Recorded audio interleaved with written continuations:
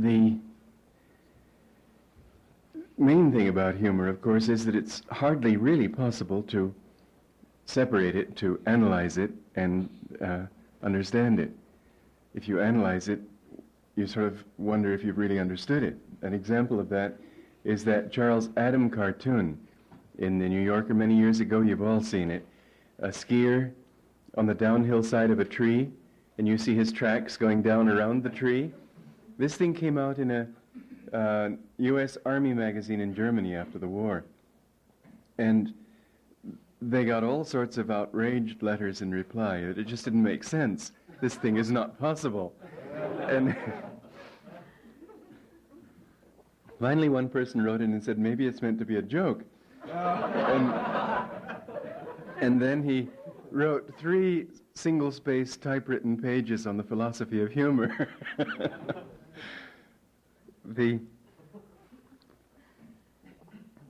idea of humor seems to be rather that you live it than that you pick it apart. So I thought possibly after I say what I have to say, such as it is, we can read a P.G. Wodehouse story.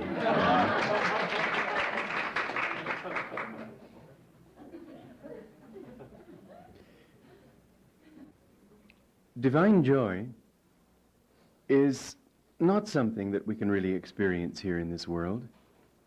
It's something to be experienced out of the senses. It's something to be experienced in the inner self. We feel divine joy in proportion as we can withdraw from outward realities and recognize, get in touch with our real self, with what we are. But there are certain things that remind us of that divine joy. They remind us let's say, for example, when you satisfy a desire. The desire is like like pinching your skin. It hurts, and then you let go, and it feels good. It isn't as if it's given you anything. It's merely taken away something that was keeping you from having what you had, from being what you were.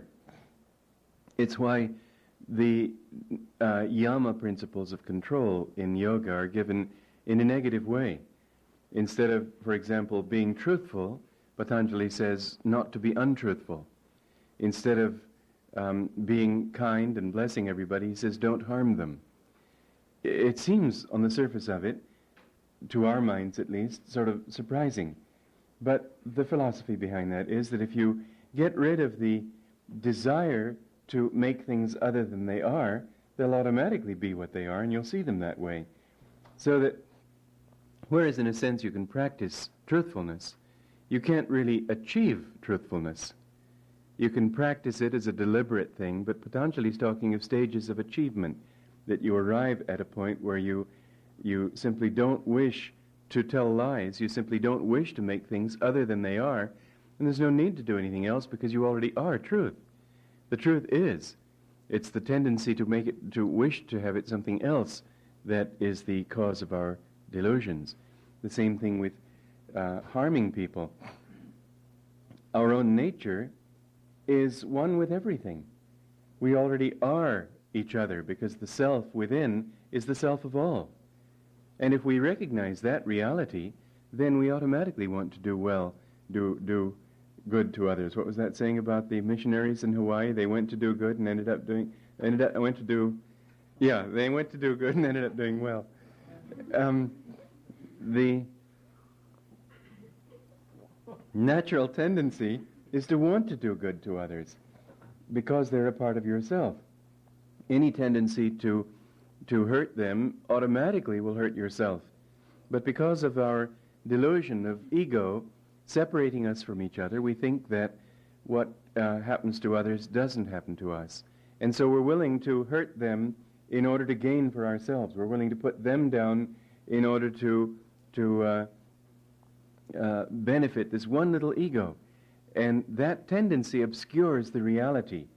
It isn't so much that we have to practice we have to practice these things. We have to practice them in a positive way, and the Patanjali says that too. But he's also talking of levels of awareness.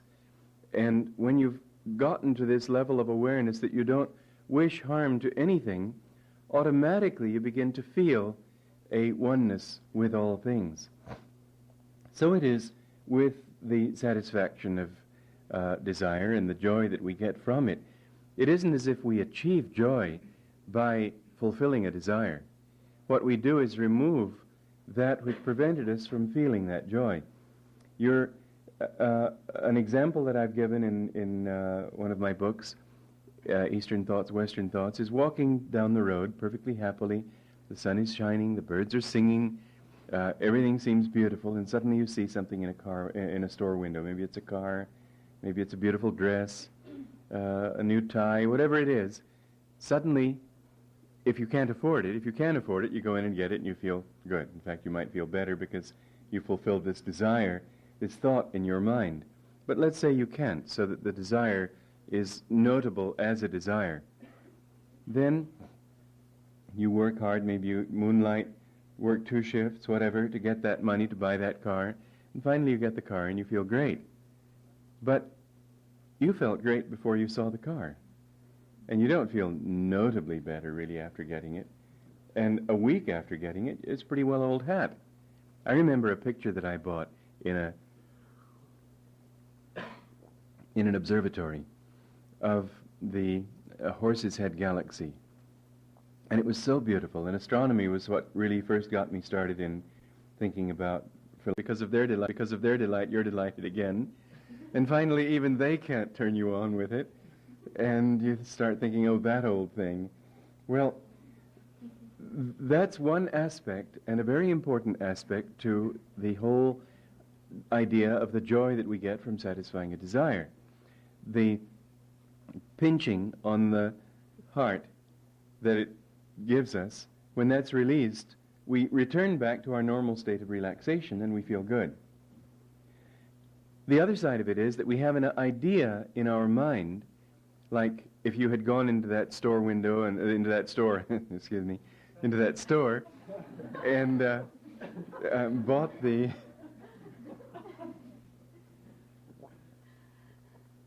car right away, you'd feel good too.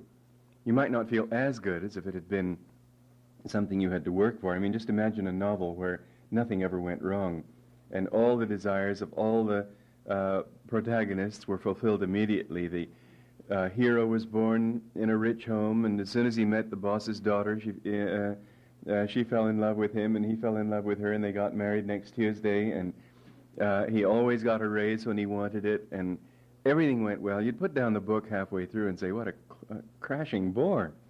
But when it's extended, that feeling of tension builds up, and finally when you get it, it feels so good, you think you're happy.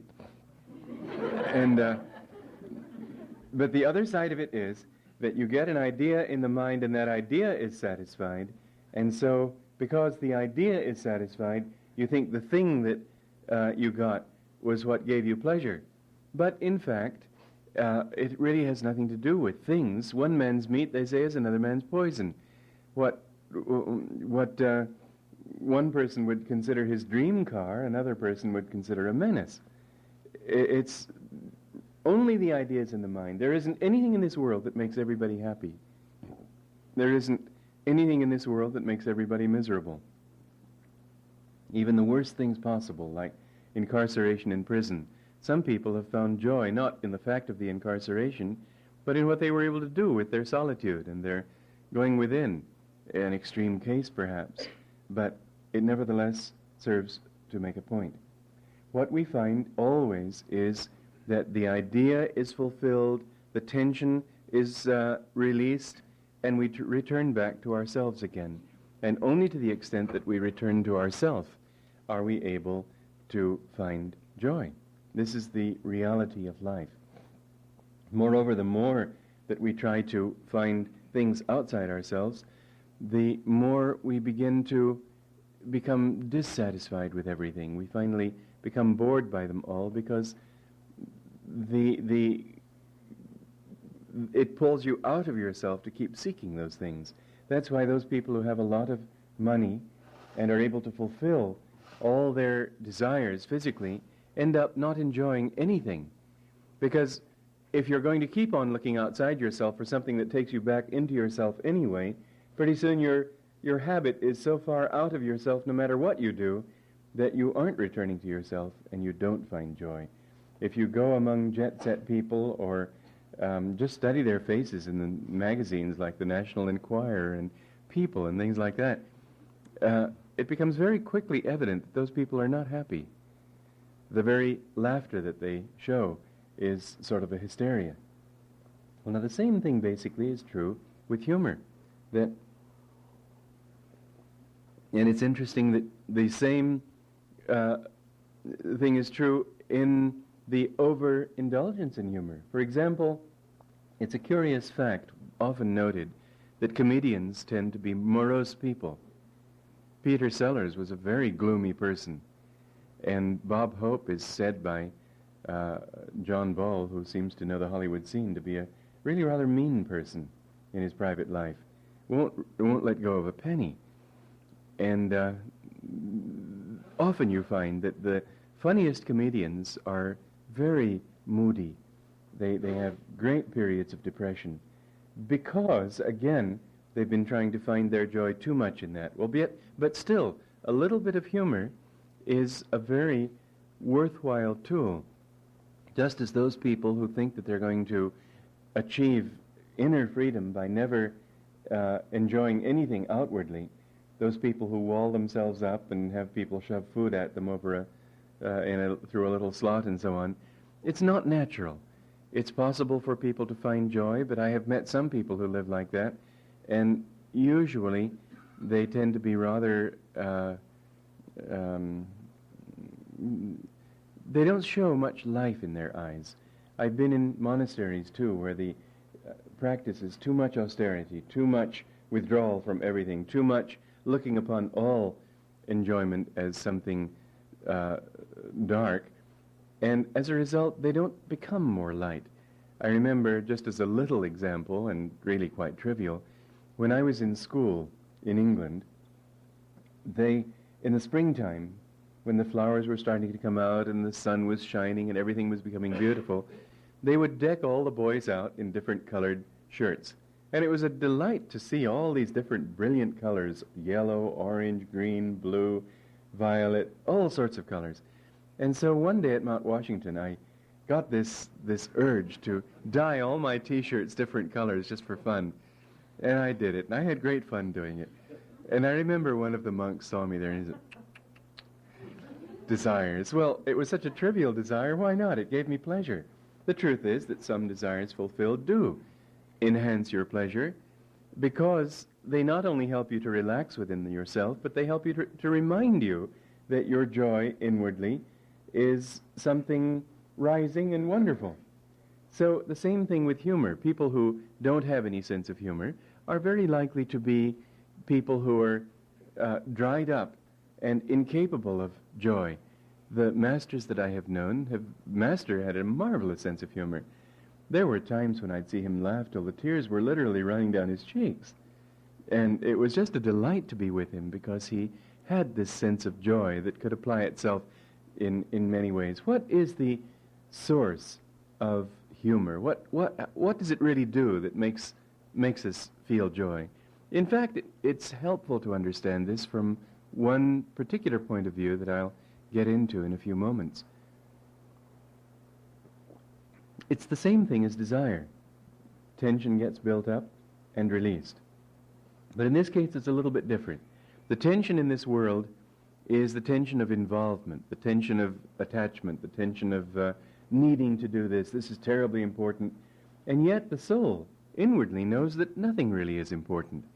The soul knows that it's all just a play of Divine Mother, that all the things that we find so serious and so vital to the future of the human race, and that God himself probably couldn't get along without, are really all just dreams. The soul knows this.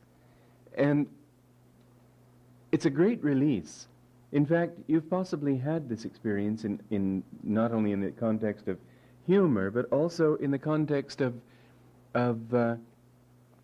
let's say, something that was very serious to you. You were afraid to talk about. And finally you did talk about it. And suddenly you felt so good, because in talking about it you realized it wasn't that important. And you feel good. Well, humor does that, doesn't it? It builds up a certain You've built up a certain tension, and you release it, and you laugh. It's sort of like that story, which I'd like to read to you for the sake of those who haven't read it recently. In 29 Palms, you remember,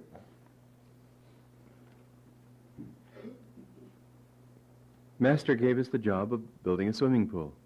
And the main thing I was skilled in was digging it.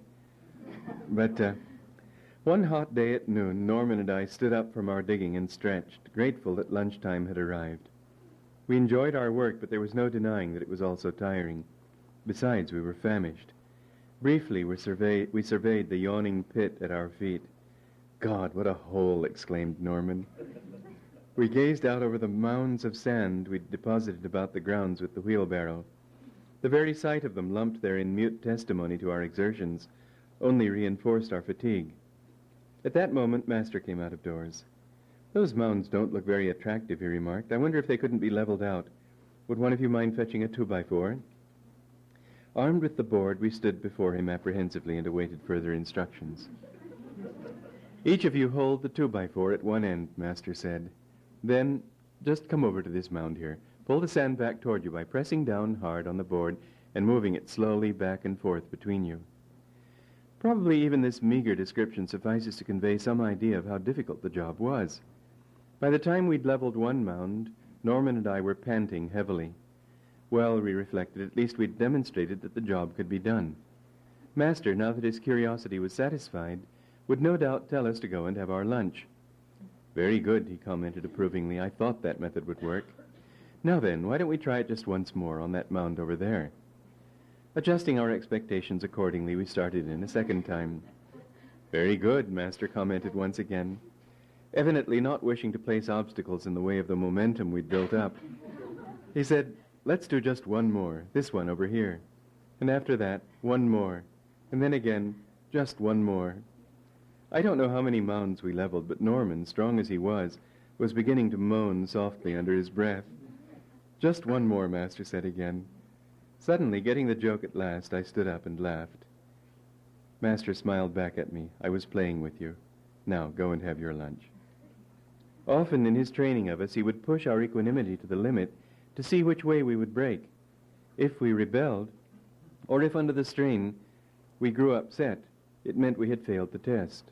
But if we responded with an extra spurt of energy and affirmed a bright, positive attitude, we found his tests immeasurably strengthening.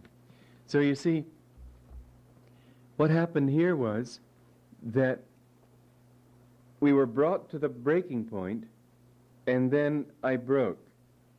Humor is that breaking point where you can laugh and suddenly you release the energy upward, or you can sulk and the energy goes downward. You're brought to that point where the tension's released, and it's released either toward laughter or toward anger. And if it goes toward anger, you get more and more involved in the thing. You feel good again in being angry, feeling, "No, I'm going to do something about it," and your energy sort of comes under your control, but it's a wrong kind of goodness and a wrong kind of control, and finally you discover that you've really lost out. Where, on the other hand, if you can release it again, what do? You go back into the self. Now this withdrawal into the self is something that people try to do in many ways that don't work, as well as in certain ways that do. For example, somebody hurts your feelings. You go around sulking. "What's the matter with you?" "You know." What? Come on, what's the matter?" "No, you know perfectly well." Trying to pretend that they don't feel any desire to be outside themselves. They're just resting comfortably in the self. "I'm not at all unhappy. I'm perfectly comfortable." And there's that marvelous passage in P.G. Wodehouse where you see this tendency. If I can find it quickly. I didn't think to look for it. 89. I think this is it.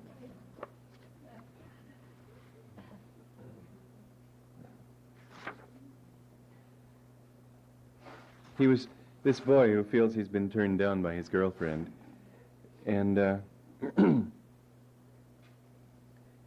he's feeling, he thinks, perfectly happy.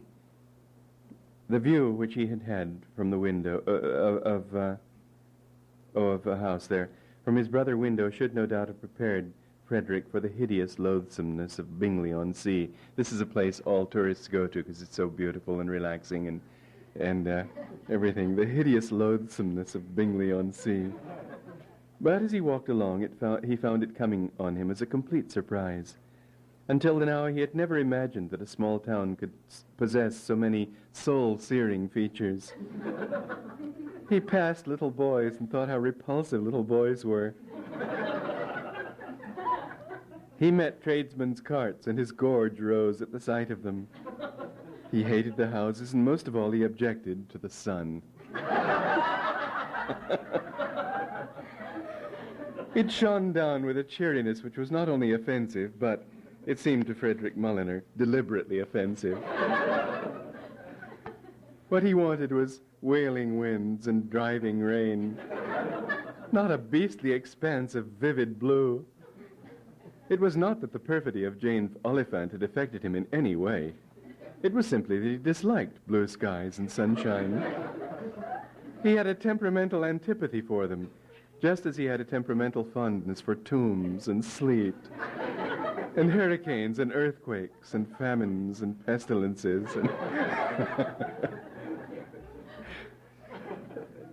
The tendency of many people to withdraw from reality and saying, I don't want it, isn't withdrawing into the self. It's merely the opposite side of the coin from the positive reaction of liking a thing to disliking a thing. There's really not much difference between the two, except this, that you can turn either one into a wholesome thing if, for example, whenever you find something that seems to give you joy, I'm trying to draw that distinction, normally we say that gives you joy, but something that you give yourself joy in the observance of, the energy is going upward toward the brain, which is where you really feel joy, and it's a reminder of that, and if you can take it within, then it can help you.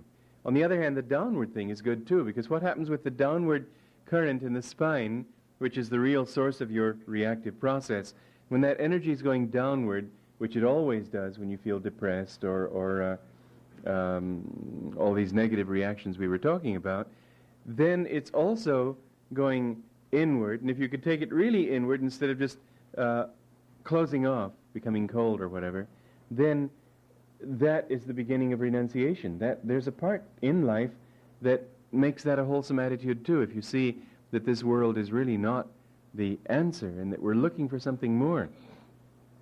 So each one can be turned in a good way. Humor is one of those ways of turning it positively, because when you laugh, you're reminded of the joyful side of life. It happens that you see the absurdity of life, and you see that because of that absurdity, nothing can really touch me. It isn't quite real. You could laugh at Norman and me working with that board long before I laughed. You laughed at the beginning of the story. I only could laugh at the end of it. Why? Because you're not there. You're not sweating and having sore muscles. You can just see it out there. I was going through it and had to be brought to the point where I could still see it. But that withdrawal from outward reality, that observation that outward reality really isn't real, this is something that humor helps us to accomplish by removing ourselves from it, by showing that, oh, it's not really all that serious. And so we can find humor in situations for basically three reasons. One is that they remind us of the inner joy and make us feel good anyway. The humor of P.G. Wodehouse is good because it's kindly. It's trivial, but at the same time it's always kindly. He's never mean. Much humor is mean. Another side of that, the middle ground, would be a kind of humor which is not really mean. It sees the absurdity of things, but it begins with an ability to laugh at oneself. In other words, when you read this sort of thing here, you don't think how absurd that man was. You think, oh, I've done something like that myself. This is just a little bit more exaggerated so that you can laugh at yourself. And it's not laughing at others. This is something that we practice at Ananda a lot, that we try to sort of fantasize a difficult position or situation to the point of absurdity, and then we can laugh about it. The tendency to get miffed at somebody is something that we cure by learning how to laugh about it. And in laughing about it and exaggerating it to the point where it's absurd, then we begin to feel a bit foolish, acting so childish, and so we don't do it. So it's a very good technique, in fact, that we use in the community. It's not done consciously, and yet it works just as well as if it were. That is to act out, to pantomime negative attitudes in such a way that they aren't negative at all. You do it when you aren't feeling negative, and then when the negative feeling comes, you can sort of step back and look at it and see, well, it's pretty silly. And somebody was asking me, how do you handle fights and arguments and so on? I said, well, gee, we don't really have the problem. It's amazing, but it's one of the wonderful aspects of the community that people are able, by this practice to a large extent, to step back from those tensions and see them as they are, and then handle them with a certain amount of detachment. In this way, humor is a wonderful tool. The third aspect is a negative one, and you find a great deal of humor is of this type. But this is not the kind of humor that we're really talking about if we speak of divine joy. It's a humor that's biting. It's a humor that's putting down other people. It's a humor that you find among people who want to, again, its basis is the same, but it's turning in a wrong direction. Its basis is to say that I don't need you, I'm better than you are. It's trying to withdraw into the self, but it's a withdrawal into the ego instead of into the real self. You find this a lot in New York, for example, and it's easy to understand why it would be there. You walk through the streets of New York and you feel like a pygmy. Those huge buildings towering over you, and you feel just in this deep chasm as if human values didn't matter. And everywhere you go, you're bumping into somebody, and there's really this pressure. It's like animals when they live at too close quarters. They begin to sort of claw at each other, and they manifest the symptoms of insanity. So New Yorkers have that tendency. I remember when I got off the train to come into Grand Central Station and go in places in New York, I would always tell myself, today I'm going to walk in a relaxed way. And it wasn't more than 5 minutes before I was just rushing along with everybody else, because you just about can't do anything else. You'd get knocked over from behind. And if you look at faces, when you're in a thing, then you begin to see the human side of it too, because after all, we're all human beings. But you come to it cold from outside, the first thing you see is masks. People are afraid to show feelings for each other. I bumped into somebody and apologized, and he said, look where you're going. There's constant need to protect oneself. My dad went up to one of the attendants in a subway station to ask him whether such and such a subway went where he wanted to go. The man said, you can read, can't you? And this was his sort of humor.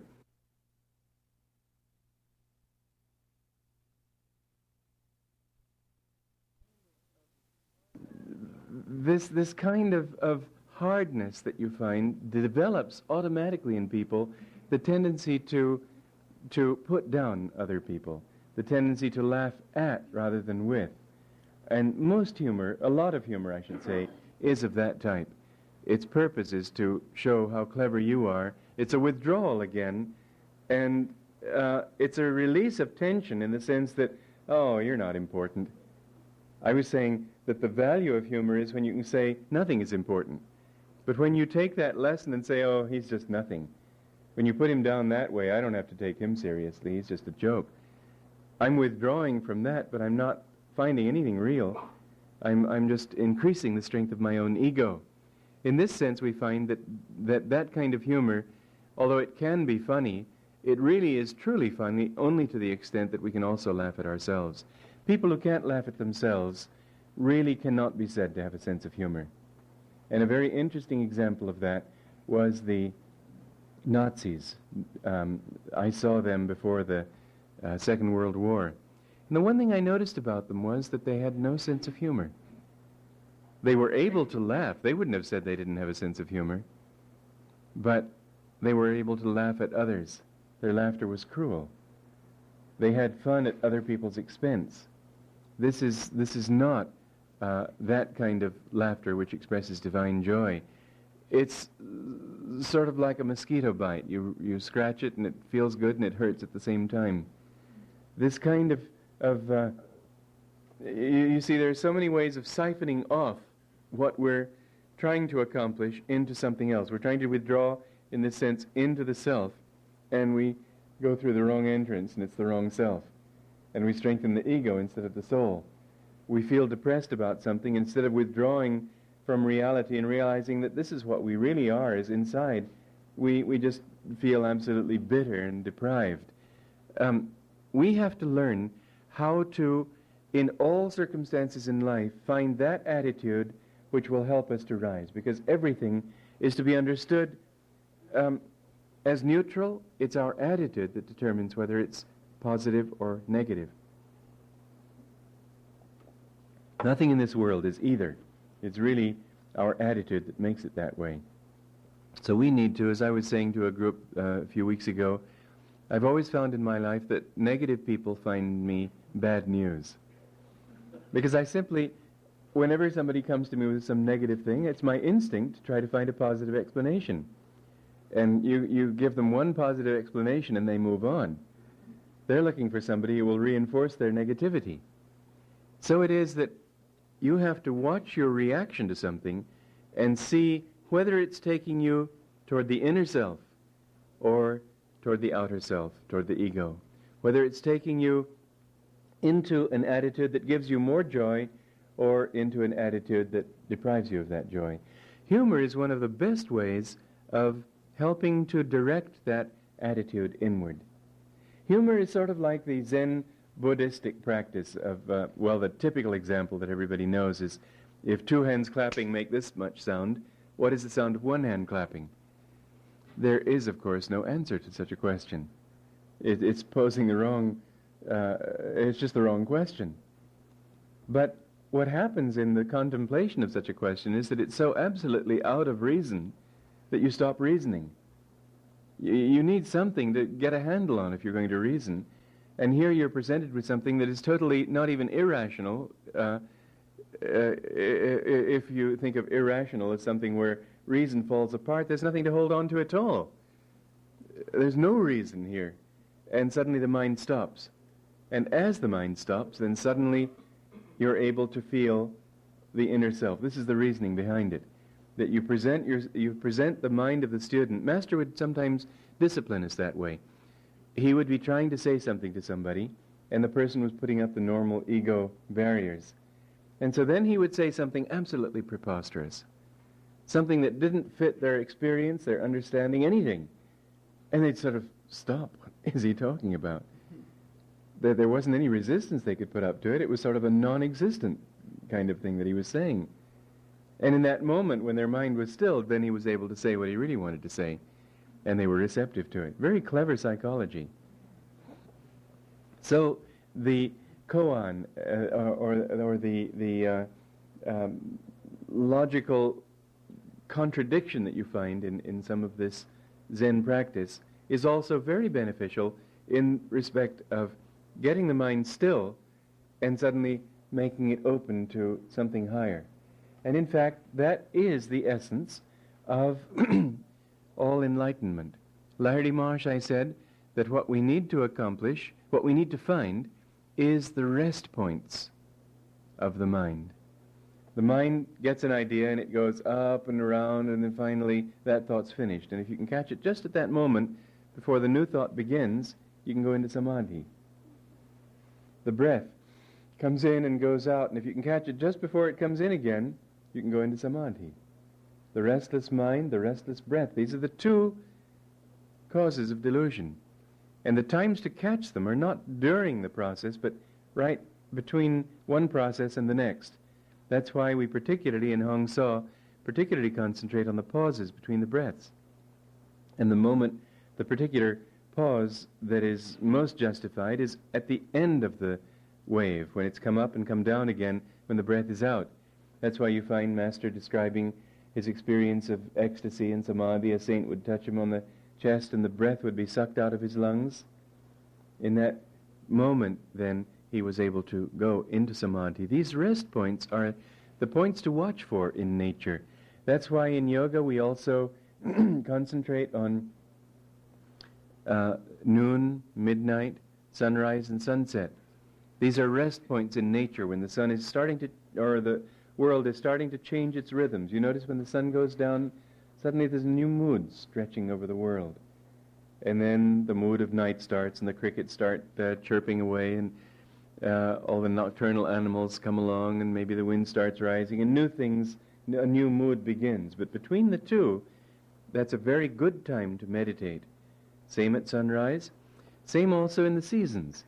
The solstices and the equinoxes are very good because they represent changes in the rhythms of the earth. And if you will make those times of particular depth in meditation, it would be very good for you. Times of change in your life. If instead of regretting the change, you take advantage of it by saying, this is a rest point, let me go into it, then you'll find that you've gotten the essence of what Lahiri Mahashaya was talking about. At those rest points, you can suddenly, if you can hold on to them and expand them, that's why also you look at, yogis say to look at the horizon, particularly of the ocean, where it's a very clear-cut horizon. Why? We're living in a world of 3 dimensions. We reduce those 3 dimensions to 1 dimension, just a line. Then we try to go through that line into no dimension. Always you're trying to get away from outward complication into the still center of everything. And if you can do that, for instance, if you look at the spiritual eye and just keep trying to get to a smaller and smaller and smaller point, and finally you'll reach that degree of concentration where automatically you go into ecstasy. In fact, it's also a very good thing to meditate on a circle with a dot in the middle. This is called tratak, meditating on something outside yourself. But observing this circle with the dot on a piece of paper, or even you could have it just a plain white piece of paper and a round dot on the piece of paper. Very good practice. Meditate on that dot, and it will help to develop inner vision. It'll help to get yourself concentrated, all for basically the same reasons. These reasons being that you want to withdraw yourself from outward distraction and get centered in the self. Humor is one way that helps you, again, to accomplish that. Because when you're too involved in something, then it's very hard to relax. When you can laugh at it, suddenly, okay, you relax into yourself. You release it, you've reached a rest point. Humor is a means of reaching a rest point. Then why is it that comedians are gloomy? Because if you keep on just looking for rest points, then you're just going outside yourself. It should be something that you don't overdo. Humor could be said to be like when Master spoke of his experience of samadhi. You remember he spoke of it as the images of the world around him were like sugar in a glass of water, being shaken up until it finally dissolved. Humor has that way of shaking things up a little bit and dissolving them and helping you to go more within. But if you're only going to keep going outward and outward and outward and shaking the bottle again and again and putting more and more sugar in to see if that too will dissolve, then of course you've totally missed the point. And from the primary expectation that this will give you happiness, you begin to realize, well, what went wrong? Even this has let me down. And so those people who practice humor too much, Master talked about, for instance, Devi Mukherjee was one of the men at Mount Washington. And he was always laughing and always joking, and Master scolded him for it. He wanted people to be basically serious, because if you're not, the mind becomes light and it can't meditate. He said, you're always laughing and joking and keeping people's minds light, and you won't be able to meditate, and they can't meditate if you're always laughing with them. This is an overuse of it if we understand what it's really for. It's really to take us inside the self. It's not to just keep us joking and having fun out here. Master practiced humor in that way. He would tell a joke, he would get people involved in laughing, and then suddenly he'd be very serious, because he would want to take that joy into the self. So I thought I could share with you also some of the stories that he himself enjoyed. Not too many, because half the time when he was telling a story that he enjoyed, you didn't know what he was talking about. What with his Bengali accent and his laughter. I remember his talking about how they caught some dogs that were getting after the animals at Ranchi and running all over the garden. And they were greyhounds, I believe, very fast. Master was so fast he was able to catch them. But he was talking about how he had a sack he was getting them into. And the confusion of this story is such that I still don't know what it was all about. It just broke down at this point, and then So, one story that he used to love a story which, Kalyani, you've never liked, but he talked about a Scotchman and an Irishman and an Englishman drinking whiskey, and a fly got into each of their glasses. And to illustrate the difference between the temperaments, the Irishman, just seeing the fly there, sloshed the glass. And in fact, the Scots love to tell stories on themselves just of this type. That's what makes it delightful, because then it isn't something one person better than the other. But in that way, for instance, if people tell Polish jokes, for example, to put down the Poles, then that's not kindly, it's not really funny. But if you tell them just for fun, then it is fun. There's a story to illustrate how it can be kindly and yet take advantage of something that people have taken seriously. The story in itself isn't serious, but what you find is suddenly intruded into it something that people have taken seriously, and it's made fun of, and so you suddenly release that sense of the importance and the seriousness of it. And that's a story of a Jew who was walking down the road one time when there was a crowd of people going into a church, and before he knew it, he was being sort of carried into the church and getting baptized. It was a Baptist church. And he was stunned. He didn't know what to make of this. And he came home, and his wife came into the room, and he said, "Dear, sit down. I've got terrible news for you." And she said, "Well, tell me later, dear, because the shops are closing, and I need $100 to buy a new hat." So he gave her $100. Then his daughter came in, and he said, "Well, sit down, daughter. I've got something terrible to tell you." And she said, "Well, Dad, tell me later. I need $100 for a dress, and the shops are closing." So he gave her $100. Then his son came in, and he said, "Sit down, son. I got something to tell you. It's terrible." The son said, "Well, Dad, the shops are closing, and I need a couple of $100 to repair the car." So he gave him a couple of $100. And he sat down by himself, and he said, "How do you like that? A Christian only 1 hour, and already the Jews have taken me for $400.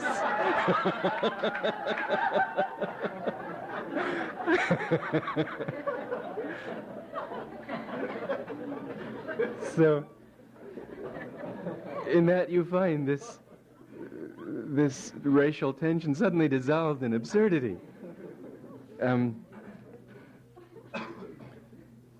There's a story that P.G. Wodehouse enjoyed of a man who, a ship, I should say, that was sinking, and they tried to find a minister. They thought they ought to have a religious service at least to sort of commend their souls to God. And there was no minister on the ship, but they found one man who was a deacon. He didn't know anything about the rite ceremony, but they asked him, and he agreed, so he started the service. The first thing he did was take up a collection.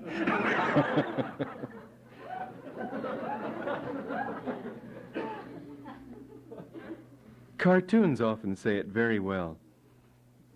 There's I told you that one of Charles Adams, and there's one that is Vijay here? No, he would enjoy it particularly. Seva and I also can share this to some extent, because we were in Kashmir trying to meditate, trying to be in seclusion, and every day somebody would come by, "You want to buy a rug? You want to buy this? You want to buy that? Oh, looking is free," and all this. And here there's this cartoon of a war going on, and people behind sandbags shooting it out for life, and behind them there's this man with his rugs trying to show.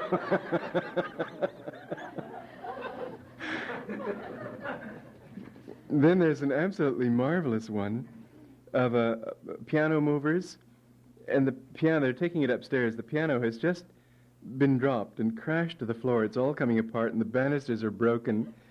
And the man is saying to the woman of the house, "Don't worry, lady, we'll get it upstairs if it kills us."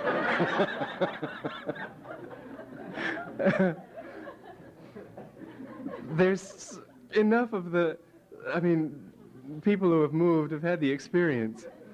And then you see it to that exaggerated degree, and that's a part of humor. It takes a reality and brings it to such an exaggerated thing that it becomes absolutely preposterous, and you can laugh at it. When you laugh at the exaggerated one, then you can feel much better about the lesser one. Humor has a way of taking a reality and distorting it to the point where it just can't be reality anymore, and then you see, oh, well. And so you can laugh. It's a release. Laughter is a release of energy, and there are so many cartoons. I didn't bring a whole book, but Gary Deeney and Heidi gave me a book for Christmas of New Yorker cartoons, and there's some marvelous ones in there. There's an example which, again, would be understood best by people who have had to try to trim the ivy on their homes and get plants trimmed back to where they belong, and they keep growing on you. And so here's this ivy going around the house, and the man just tangled up in it trying to cut the ivy, and the wife is saying, "Look out, George, here it comes again."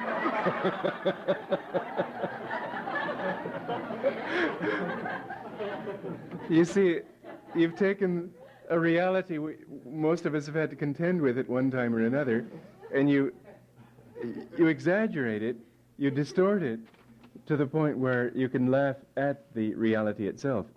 In this way, I don't think that people really can live without a sense of humor.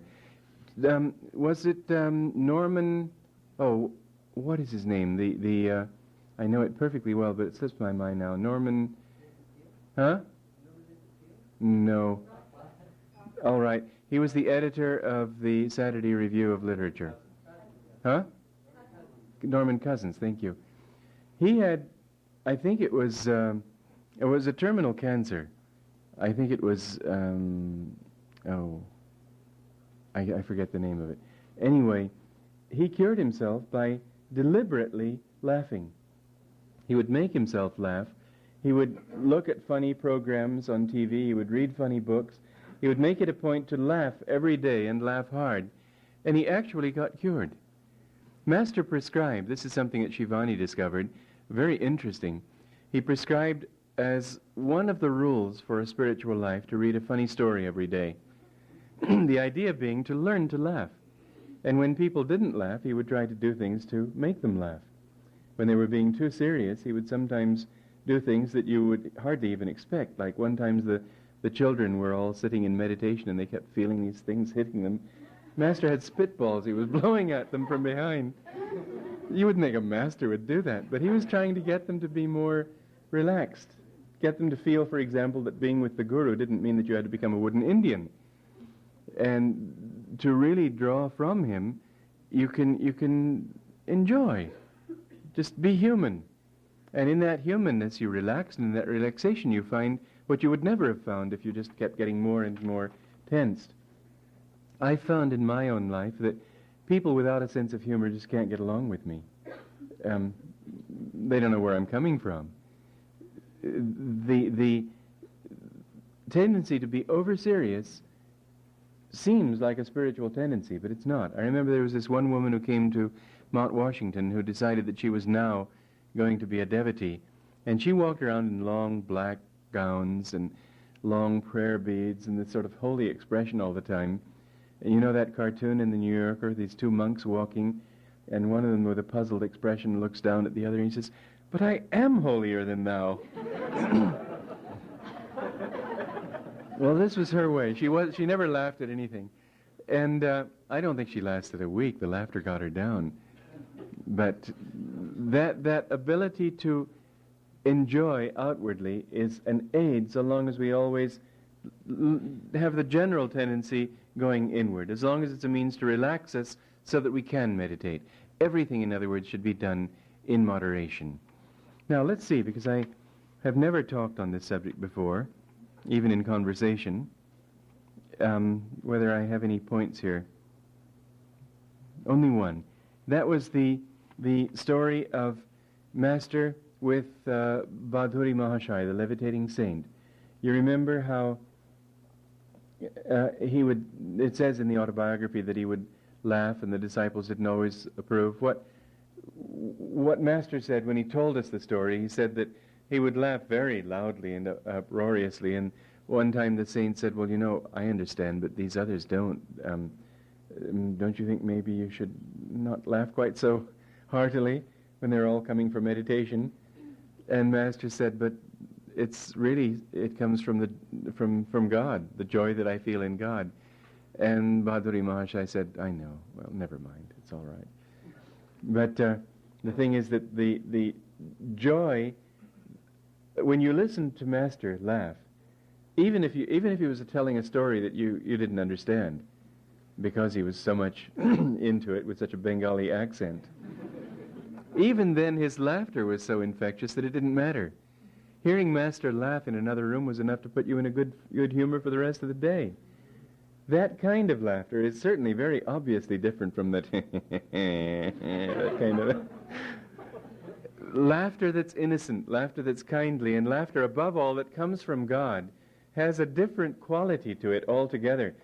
We were with John Ball on our way back from Los Angeles, and Master Ijima came, and Master Ijima is a very fine man. But the Japanese seem to have a way of doing things so seriously, don't they? Maybe I'm wrong, Catherine. You tell me if I'm wrong. But even their humor, he said that they have discovered that laughter is good for the health. And so they have developed what they call laughing contests.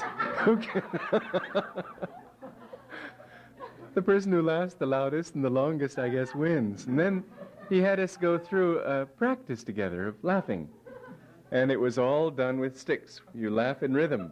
Ha, ha. So you start out, take a big breath and feel joyful. And then, ha, ha, ha, ha, ha, ha, ha. And you inhale.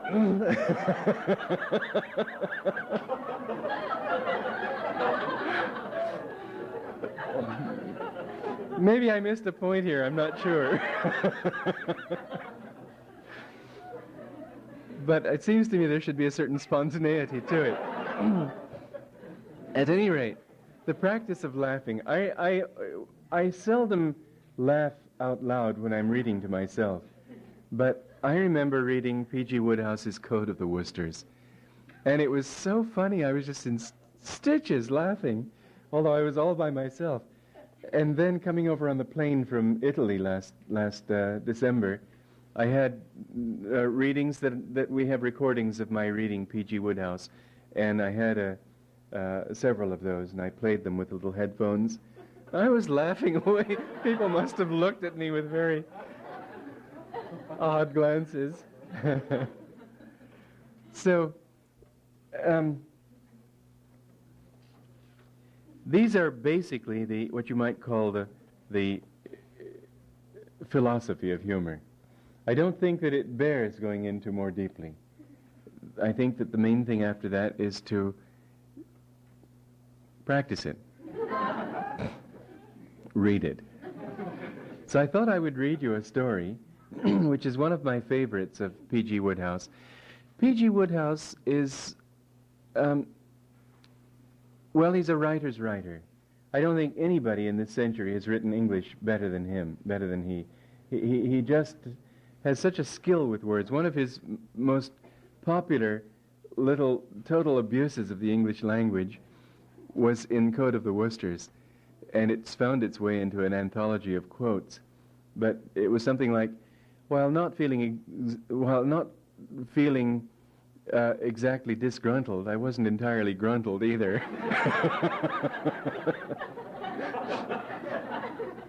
He uses words in ways that are delightful like that. He'll exaggerate something into preposterous dimensions, like Bertie Wooster seldom gets involved with family disputes and so on when aunt calls to aunt, like mastodons bellowing across primeval swamps. It's such a marvelous image. And partly what makes it so marvelous is that it's so absurd, it's impossible. I found that there was one woman at Mount Washington, Sister Shraddha, her name was, and she was very sort of stiff, a wonderful heart, very, very saintly woman, but sort of stiff and rigid and proper, and you'd talk to her and she'd sort of like this. I think she had something wrong with her neck too, but still it gave a new dimension of understanding to the expression stiff-necked. And I found that we got along beautifully because I would always sort of josh her along. I wouldn't take her seriously. And I've told you the story of our professor, Mr. Days in England. He was very fierce and formidable, and everybody was scared to death of him. But somehow I saw through him, and or whether it was not seeing, maybe it was just, anyway, I took it this way, that he would say something like this, and I would respond humorously. And pretty soon he was having great fun with us. We'd finally penetrated his mask, and he loved it. He wrote me years later, he said, "Yours may not have been the brightest class I ever had, but it was certainly the happiest." This kind of thing, you will find that if there's a serious situation and you introduce a little humor into it, very often you'll be able to help it in a way that nothing else would work. So, let me read you this story.